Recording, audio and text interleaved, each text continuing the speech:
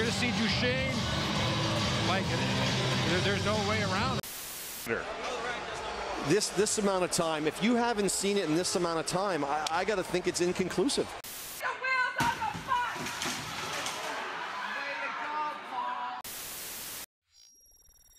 We have all been there. Witnessing such a bad call, you want to scream at your own TV. The NHL is in a dilemma. With the game that is getting exponentially faster, human errors are bound to occur. But what is the answer? Do we introduce this advanced technology that can correct these errors, but with the downside of taking away from the game? Like calling off a goal because a skate was a millimeter offside.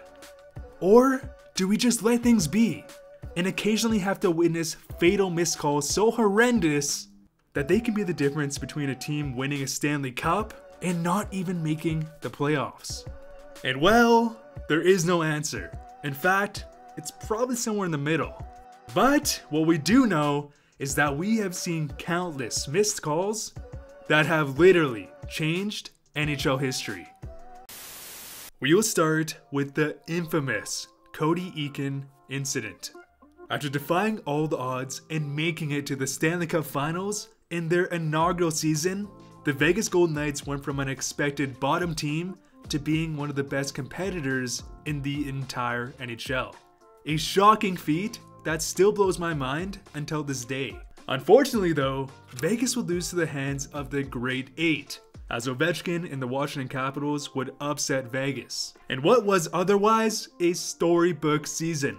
So flash forward to the 2018-2019 season. Instead of facing the inevitable sophomore slump, the Golden Knights would instead double down, an extremely high-risk move that may prove to be foolish, as the Knights would ship off Eric Brandstrom for Mark Stone, and Thomas Tatar and Nick Suzuki for Max Pacioretty. Yes, Vegas did have to give up their future, but in return, they received two superstars. And with that comes the 2019 Stanley Cup playoffs. How could you possibly expect Vegas to do better than making it to the finals in their inaugural season? Well, you acquire two superstars, and Vegas would find themselves in Game 7 of Round 1 facing off against the San Jose Sharks. Not only that, they would find themselves with a 3-0 lead with less than 10 minutes to go in the third. A surefire shot at advancing to the next round. Except, it would happen. One of the most controversial plays in NHL history, as Cody Eakin would push an unbalanced Pavelski. Pavelski would then crash into Stastny, hit the ground, and chaos would ensue. A horrific sight. Blood on the ice, as Pavelski was rushed off to the dressing room. And so, what would happen? Well, because it was such a horrific scene, without much discussion, the refs would mistakenly give Cody Eakin a 5-minute major and eject him from the game. And after this incident, the Sharks would do the unthinkable. 4 unanswered goals. In a game where they were about to get sent packing, the Sharks would miraculously win.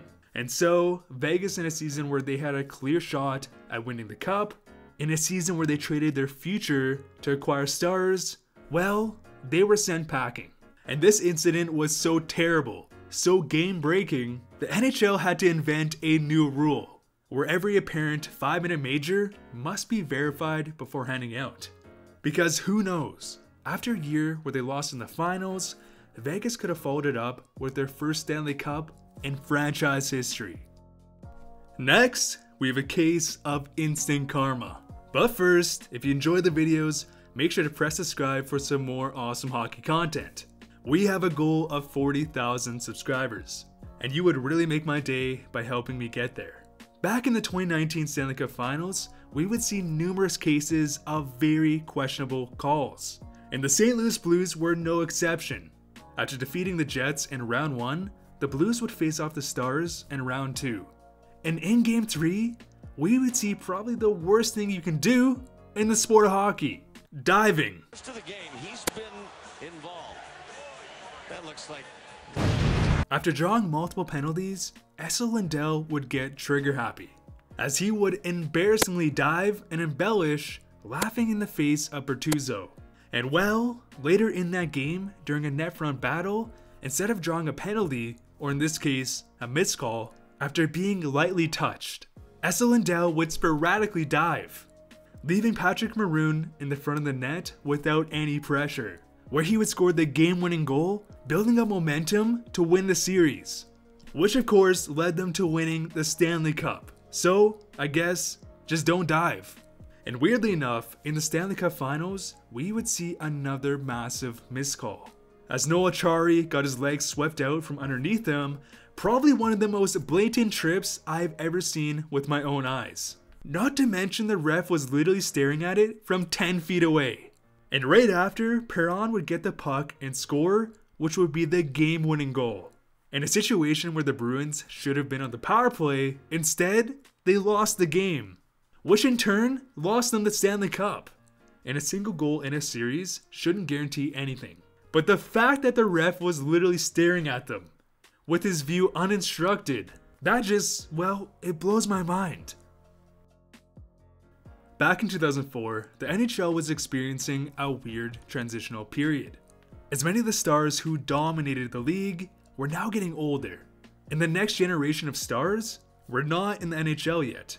In fact, the 2003-2004 season saw the lowest goal per game average in modern NHL history, as this season had a 2.57 goals per game average, a whopping 0.5 less than we saw in 2020. And as a result, there was a lot less top-end talent, which in turn usually means more parity. Now, combine this with the fact that we saw many teams try their absolute hardest to tank for Ovi, this season was setting up for an underdog story. Cue the Calgary Flames. Jarome Iginla is the new captain. Mika Kiprusoff is stolen from the San Jose Sharks. So, in an underdog fashion, the Flames would sneak into the playoffs. They would beat Marcus Naslund and the Canucks in Game 7, Lidstrom and the Wings in Game 6, and finally, the Flames would make it all the way to the Stanley Cup Finals versus the Tampa Bay Lightning. And after a very strong start, the Flames would find themselves in Game 6, 2-2 in the third period. If they win this game, they win the Stanley Cup. And after some great pressure, Habib Bulin would make a great right pad save, and the play would resume. Except, wait, hold up, it actually went in without even realizing it. Martin Gelinas would score the game-winning goal, and nobody realized it. And Tampa would go on to win in overtime and would secure the cup at home in Game 7. Because this missed call literally made the difference between winning a Stanley Cup and getting sent home packing. In a year where Iginla should have won his first Stanley Cup and only cup, he didn't. In fact, he would never get one, all because of a terrible missed call. Next, we have the most infamous offside in NHL history. In a game versus the Nashville Predators, we would see Matt Duchene comedically go so far offside, you just can't help but laugh. Not only was he so far ahead of the puck, just his body movements are hilarious, as he literally had to look behind him while he was already in the Predators zone. He would pick up the puck, go on a breakaway, and score. And don't get me wrong, offsides happen all the time, but the Duchene example was so horrendously bad, it is known as the golden child that led to the formation and rule creation of the Coach's Challenge. An offside that absurd should never be counted, and there should definitely be rules in place to negate the situation. Unfortunately though, today we have seen too many instances of literal centimeters determining the outcome of the game. Is there skate on the line? Is it not? Is that a millimeter? Who knows? And so as technology gets better, I hope we can find a balance, so that these horrendous plays don't happen, but we don't need to review an offside that transpired 2 minutes before the goal. But anyways guys, what is the worst missed call you can think of? Comment down below, I'd love to know. We are getting so close to 40,000 subscribers, it is just insane. And your support is highly appreciated. But anyways guys, I hope you are all doing well. Thank you so much for watching. See you guys later.